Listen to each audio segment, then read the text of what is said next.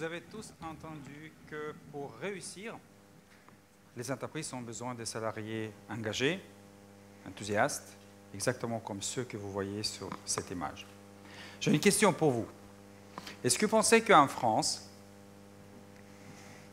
la majorité des salariés sont comme ça? Ils se lèvent le matin avec un grand sourire et ils vont passer leur journée à mettre en place leurs idées, leurs initiatives, et puis c'est de ça qu'ils vont parler le soir. Et ils vont hâter de se lever le matin au lendemain pour refaire cette expérience magnifique. Quel est le pourcentage des salariés comme ça en France? 5, 15. Alors, vous n'êtes pas loin. Les salariés engagés en France, 11%. Alors, je le compare à ces poules qui, bien qu'ils sont payés pour prendre des œufs blancs, de leur propre initiative, chaque jour, ils vont prendre des œufs d'or. Maintenant, il y a une autre catégorie qui sont des salariés désengagés.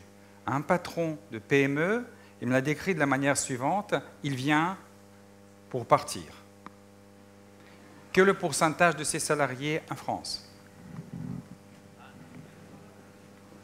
89, non, il y a encore une troisième catégorie. La deuxième catégorie, c'est 61%. Je vous donne des chiffres des sondages Gallup, études Gallup, donc de 2011. Je compare à des chevaux fatigués. Vous pouvez demander à ce cheval de se lever, faire un petit travail, mais il ne faut pas pousser trop.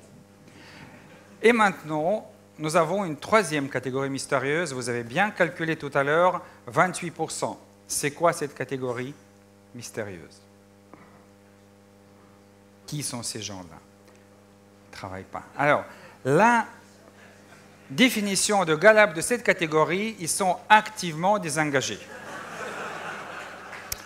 Ce sont des salariés tellement malheureux que chaque jour, ils viennent au travail pour démontrer leur malheur et leur façon préférée, c'est de se prendre aux salariés engagés. Donc, je le compare à ces renards qui va venir chaque jour et puis il va manger une poule. Alors, on a bien ri. Vous comprenez que cette situation, elle n'est pas formidable. Vous avez un salarié seulement sur 9 en moyenne dans nos entreprises et nos organisations qui contribuent à les faire avancer. Maintenant, je vais poser deux questions, si vous partagez la gravité. Première question, c'est 89% de salariés. Est-ce qu'ils étaient comme ça le premier jour? Vous étiez recrutés. C'est des gens qui hésitent, j'aimerais bien les coordonnées de votre DRH pour demander comment ils les recrutent. Normalement, on recrute des gens qui sont enthousiastes, qui veulent faire un très bon travail. Deuxième question. Qu'est-ce qui arrive à ces salariés, à ces poules qui sont prêtes à prendre des œufs d'or, que quelques semaines, quelques mois après, commencent à grossir, deviennent comme de chevaux, voire deviennent de renards. Alors voilà, cette situation-là, comme vous comprenez, elle inquiète beaucoup parce que beaucoup de nos patrons d'entreprise connaissent ces situations-là. Il y en a certains qui disent que c'est une fatalité. Il y a toujours une minorité seulement qui est engagée et la grande majorité des gens, ils sont comme ça, ils sont derrière, ils viennent chercher leur chèque. Mais j'ai rencontré ceux qui ont décidé de changer cette situation-là et avoir la grande majorité de salariés dans leurs entreprises engagés. Alors, ils ont parcouru un chemin, qui est un chemin, c'est pour ça que je fais cette image de cette montagne-là, qui est difficile et qui est long, qui peut prendre de 3 ans pour une petite entreprise jusqu'à 10 ans pour des grandes entreprises. Et je vais un petit peu raconter un certain nombre de principes qui sont derrière et montrer quelques exemples. Alors, premier principe, c'est que quand vous avez des salariés qui sont démotivés, qui sont désengagés dans la plupart des entreprises, on essaie de les motiver, classique. Je suis professeur dans une école de management, c'est ce qu'on enseigne même aux élèves. Alors, eux, ils ont décidé de ne pas le faire, ils ont décidé de devenir ce que moi j'appelle des leaders jardiniers. Alors, qu'est-ce que fait un jardinier qui a dans son jardin ces fleurs qui sont démotivées? Est-ce qu'il va proposer à ces fleurs-là un nouveau modèle de BlackBerry ou, aujourd'hui, iPhone? Est-ce qu'il va proposer une voiture de fonction plus grande? Un bureau plus grand? Non. Un bon jardinier, comme vous le savez, bien sûr, agit jamais sur des fleurs. Et il se pose une question, qu'est-ce que moi je n'ai pas fourni? pour satisfaire des besoins biologiques, effectivement, de ces fleurs-là, pour qu'ils puissent être au sommet de leur potentiel. Alors, pour les fleurs, on le sait, c'est 3 besoins. C'est de l'eau, de la lumière et des minéraux. Alors, en l'occurrence, pour ces tulipes-là, juste une bonne quantité d'eau, et puis le reste, ils sont au sommet de leur potentiel. Alors, l'analogie, effectivement, de ces patrons, c'est on va appliquer ça pour le monde de l'entreprise et on va s'intéresser aux besoins de nos salariés pour qu'ils soient effectivement au sommet de leur potentiel. Et quand on parle des besoins humains, effectivement, on parle des besoins psychologiques et beaucoup parmi vous, vous pensez immédiatement à la fameuse pyramide de Maslow. Alors, Maslow, j'ai des bonnes nouvelles et des mauvaises nouvelles par rapport à Maslow. Des bonnes nouvelles, c'est qu'il a eu des très très bonnes intuitions, et notamment par rapport à des besoins élevés.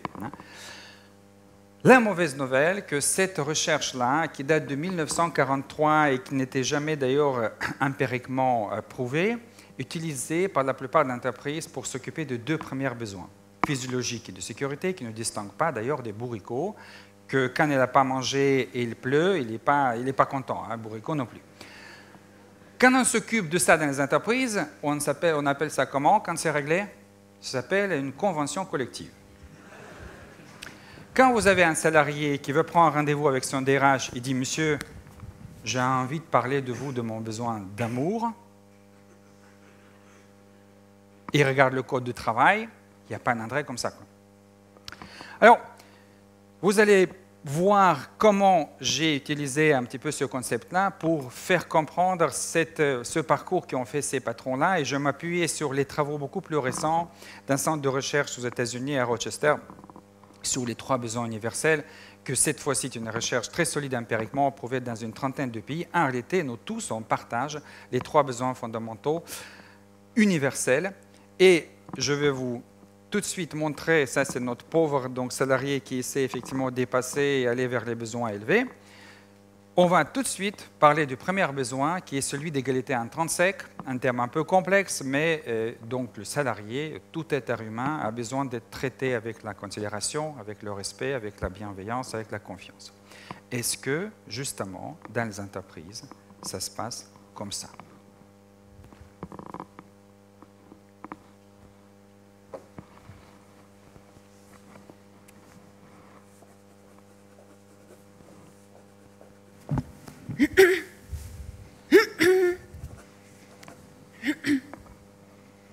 Monsieur, j'ai un problème.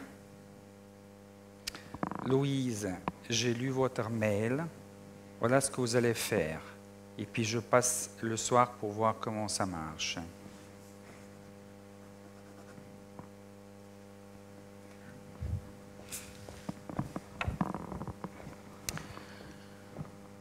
Qu'est-ce qu'a fait ce manager? Alors, au-delà du côté un peu désagréable, il a bien agi. Il a beaucoup plus d'expérience que sa collaboratrice jeune. Il a tout simplement donné la solution. Il a gagné du temps. Il fait avancer son entreprise. Mais, 2 points.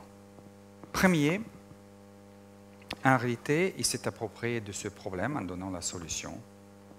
Et maintenant, si Louise va lui revenir voir, monsieur, j'ai essayé de mettre en place votre solution, elle ne marche pas, qu'est-ce que je fais maintenant?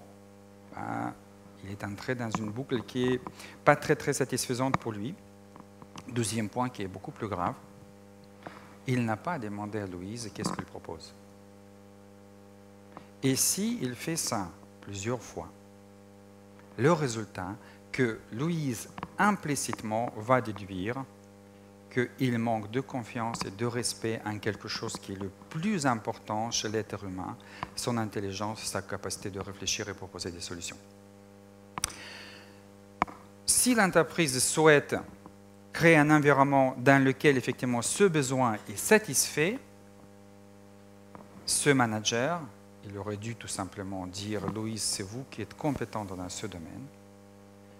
Je suis sûr que ça prendrait un peu de temps, vous allez trouver la solution. » Alors, comme vous comprenez, pas toutes les entreprises le font, mais il y en a certaines, en tout cas celles que j'ai étudiées, qui ont parti vers cette direction-là. Il y en a bien sûr beaucoup d'autres choses qu'il faut faire pour que les salariés se sentent comme comme intrinsèquement égaux, tous les signes du pouvoir, etc.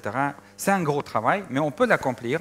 Et dans ce cas, l'entreprise, effectivement, atteint cette première étape et à partir de là, peut accéder à la construction de l'environnement pour satisfaire le deuxième besoin universel humain, qui est celui du développement personnel.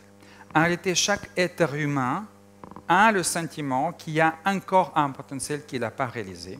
Et la question, est-ce que l'entreprise peut devenir effectivement ce terreau fertile dans lequel les gens ils peuvent effectivement acquérir de nouvelles connaissances, s'épanouir?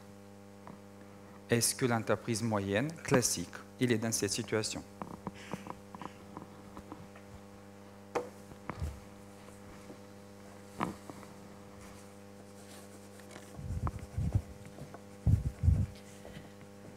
Monsieur, j'ai une idée. Je vous écoute, Louise. Je pense qu'il serait intéressant qu'on implémente un service de CRM dans notre entreprise. CRM, Louise, Customer Relationship Management, pour améliorer les relations clients? Tout à fait. Mais qu'est-ce que ça va avec nous? Nous, on est un service de comptabilité et finance. En quoi ça nous concerne? J'ai remarqué que quand j'avais des bonnes relations avec nos clients, ça me permettait d'obtenir des délais de paiement beaucoup plus rapides. Donc, comme je le dis, c'est une idée de marketing. Et puis, vous, Louise, vous n'avez pas de compétences dans le marketing du tout. Je vais appeler notre directeur de marketing, Bernard. Je lui fais part de cette idée, puis on verra ce qu'il peut faire.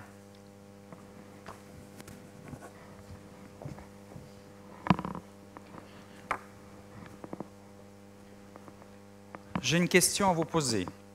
Combien de fois il faut dire à votre collaborateur qu'il a une initiative intéressante, mais que ce n'est pas pour lui acquérir des compétences pour faire part de la mise en place de cette solution, pour qu'il ne vienne plus vous voir? Combien de fois? Il y en a des gens qui hésitent et pensent 2 fois, c'est la définition clinique d'un masochiste. Normalement, pour être bien constitué, 1 fois suffit. Alors, est-ce que, effectivement, plutôt que faire ça, dans les entreprises que j'ai étudiées, le manager, ce qu'il aurait pu faire, c'est effectivement, Louise, effectivement, vous peut-être manquez un petit peu de compétences, mais ce n'est pas grave. On va appeler les gens de marketing s'ils pensent que c'est une idée qui est intéressante. Vous allez effectivement peut-être acquérir certaines compétences, travailler avec eux, suivre des formations, et de ce fait-là, vous allez être au niveau pour effectivement faire partie de ce nouveau domaine qui vous intéresse en l'occurrence. Alors, ça veut dire qu'il faut faire beaucoup de choses, à vous imaginer, dans les entreprises pour que les gens puissent acquérir de nouveaux métiers, de nouvelles compétences, de nouvelles connaissances par rapport à ce qui les intéresse et réaliser leur potentiel dans l'entreprise. Mais si l'entreprise le fait, dans ce cas, ils peuvent accéder à la 3e étape, satisfaction donc de ce 3e besoin, qui est celui de l'autodirection. L'autodirection, c'est un besoin des êtres humains de ne pas être contrôlés, parce que les gens détestent d'être contrôlés, ils détestent qu'on leur dise quoi faire. Et ça commence à l'âge d'adolescence. Est-ce que ce besoin, il est satisfait dans les entreprises?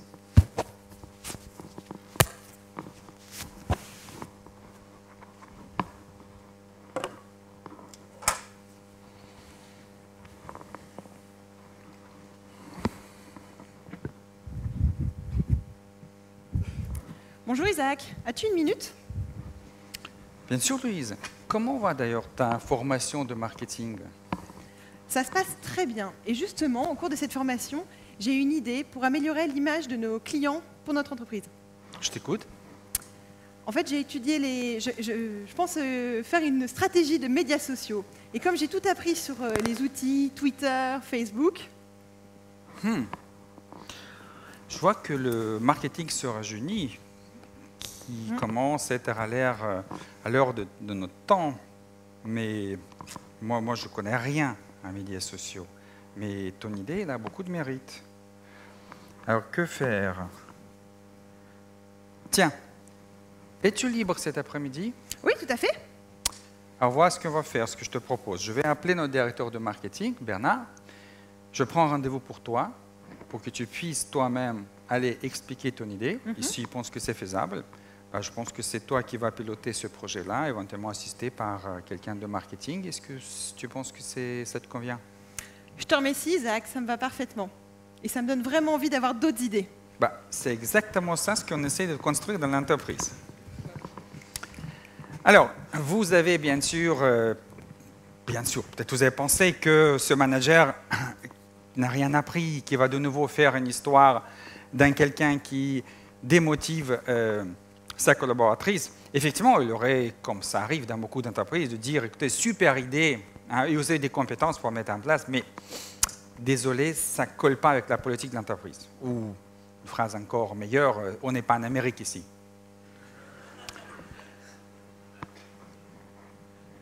Il a appris, il est devenu un leader, il a effectivement créé l'environnement dans lequel Loïse, il a pu s'autodiriger et effectivement mettre en place une initiative qui, a priori, est bonne pour l'entreprise. Alors, quand vous faites créer cet environnement-là, je répète, ça prend beaucoup de temps, hein, ça peut prendre de 3 à 10 ans, vous pouvez attendre le sommet, c'est-à-dire avoir l'entreprise dans laquelle la majorité des salariés, effectivement, sont libérés de cette façon-là et chaque jour, ils prennent des initiatives qui sont bonnes pour l'entreprise. Alors, il y a des exemples. J'ai étudié à peu près une quarantaine d'entreprises dans 4 pays. Je vous citerai quelques-uns. Gore, qui fabrique Gore-Tex, qui est organisé de cette façon-là depuis à peu près 50 ans, hein, qui est une entreprise qui a commencé par 3 personnes. C'est une entreprise aujourd'hui de 3 milliards de chiffre d'affaires. Vous avez Harley-Davidson, qui a eu en 1983, était à 3 mois de faillite et qui est devenue une entreprise dont la fin des années 90, capitalisation a dépassé General Motors. Vous avez l'entreprise qui s'appelle Sol, qui est numéro 2 en Finlande de nettoyage industriel. Vous avez l'entreprise en Picardie, Favi, qui fabrique, entre autres choses, des parts pour les voitures. Il équipe 7 voitures sur 10 en Europe, fabriquées en Picardie. Pas loin d'ici, où on parle un dialecte qui est un petit peu proche du ch'ti, hein, Bawea, on dit comme ça, hein, voilà, et qui innove énormément, d'ailleurs, et qui ne croit pas à l'avenir de la voiture absolument, mais qui innove dans d'autres secteurs. Mais j'ai choisi, pour donner un exemple, ne pas parler de l'entreprise, j'ai choisi de parler d'un ministère. Alors je vois des gars inquiets, ce n'est pas en France. C'est en Belgique. En réalité, c'est une histoire belge. Alors, quand vous visitez cette entreprise, la DRH vous montre les principes qui guident cette entreprise-là. Alors, ils parlent anglais là-bas, entre les Wallons et les Flamands, vous avez compris. Alors, ils ne motivent pas des gens, ils font confiance. C'est de la présentation de la DRH, hein, du ministère. Ils ne managent pas les gens, ils les aiment.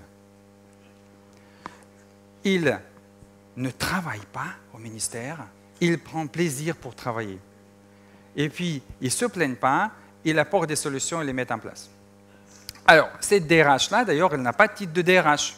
Voilà sa carte de visite. Elle et son équipe, effectivement, elle est Chief Happiness Officer. Ça, c'est un titre officiel fédéral de gouvernement belge, hein, c'est le ministère de la Sécurité sociale. Et elle croit tellement au bonheur parce que les salariés dont 3 besoins sont satisfaits, non seulement sont enthousiastes et énergiques, mais sont heureux aussi, qu'elle cite ces chiffres-là. La différence entre un salarié heureux et un salarié qui est malheureux. Il est 2 fois moins malade, il est 6 fois moins absent, il est 55% plus créatif, il est 9 fois plus loyal. Donc, c'est possible dans un ministère belge, c'est possible donc partout. Et si vous le faites, voilà vos salariés. Ma dernière phrase, c'est que si vous ne le faites pas, et vous aimez de l'escalade, peut-être au sommet de cette montagne-là, vous allez rencontrer vos salariés dans cet état. Ça veut dire qu'ils ont satisfait leurs besoins humains. Mais où? Pas dans votre entreprise. En dehors. Donc vous avez choix. Votre choix, c'est soit vous faites créer cet environnement où les gens peuvent satisfaire leurs besoins au sein de l'entreprise, et dans ce cas, ils seront enthousiastes, ils vont déployer leurs initiatives pour l'entreprise, ou ils vont venir au travail pour regarder l'heure, parce que leur vie commence quand le travail s'arrête. Je vous remercie.